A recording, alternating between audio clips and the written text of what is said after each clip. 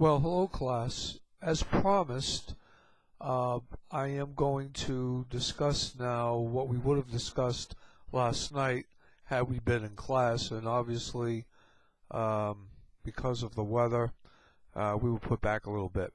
But last night what I intended on talking about, honestly, was the legal context of staffing. And we looked at it from a strategic viewpoint, and that's what I wanted to focus on this afternoon. So let's go through the objectives and anticipated learning outcomes. Okay, the first objective is going to be explain why complying with staffing laws can be strategic. And the thing to remember is that complying with staffing laws is obviously a very good idea from a moral, ethical, and legal perspective. But sometimes doing so can also be very strategic for firms. In addition to avoiding the expenses of lawsuits and the negative public relations associated with litigation, legal compliance allows companies to capitalize on their strengths of diversity and perform better by appealing to a much broader customer base. Okay, so we want to talk about that a little bit now. And let's talk about appealing to a higher customer base, okay, and a more diversified base. So the first question we might want to ask ourselves is, do laws prohibiting certain kinds of hiring discrimination benefit only job seekers, or do companies benefit from the enforcement of discrimination laws? And if so, how? Well, look at it this way. Because the employer usually has more power than employees in the employment relationship, laws and regulations basically help to limit the employer's power and try to prevent unfair discrimination. So they can't just do what they want to do as employers. There are certain laws that protect the rights of employees.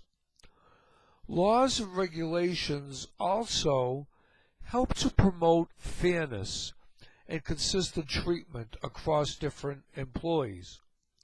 If employment laws did not exist, many organizations would likely discriminate against people in hiring and promoting decisions.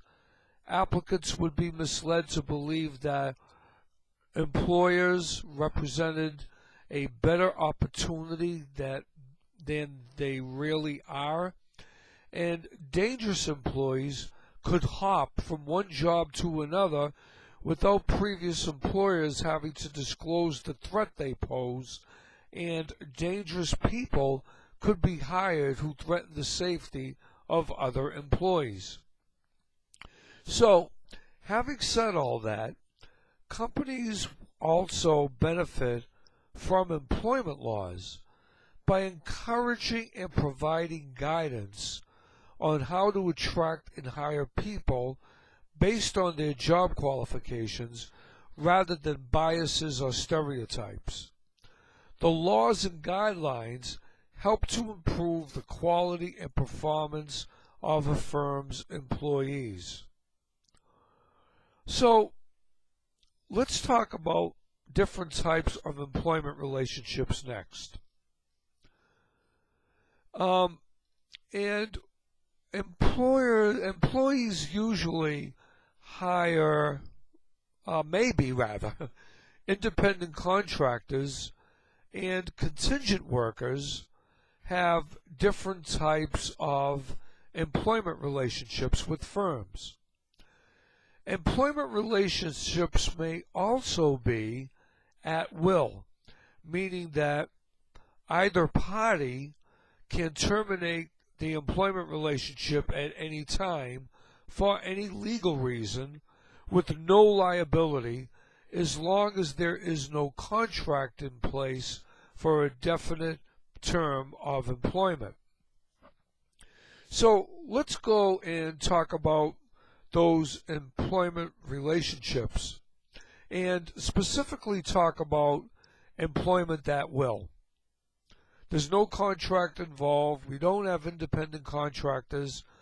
And if I were a consultant, what advice would I give an organization considering at-will employment, having this type of employment relationship?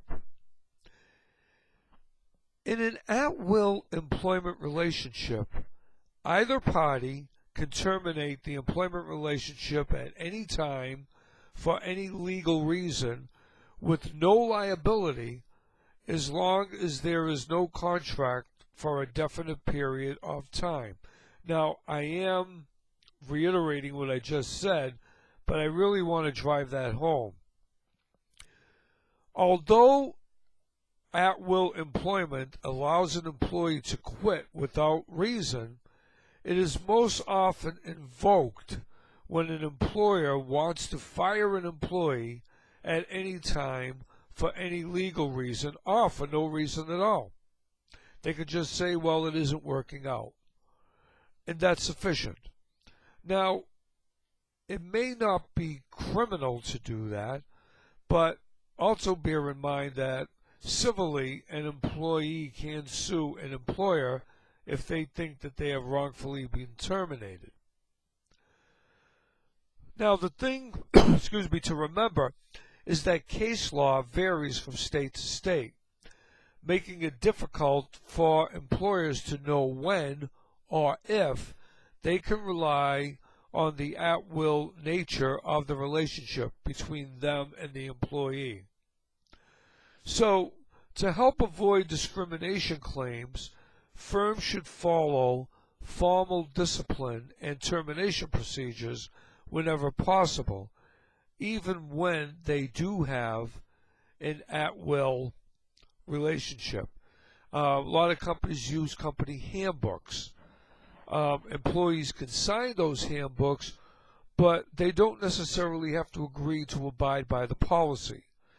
And they could sign they received it and understand the policies, and it's up to the legal system to say whether or not those policies are legal. The at-will clause is best thought of as a legal defense to keep the organization from being forced to follow what would be considered its own policies and flexibility.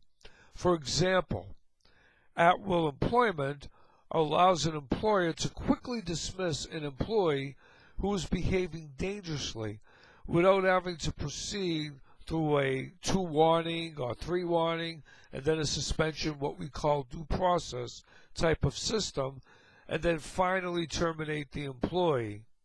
Okay? And that could take weeks to happen.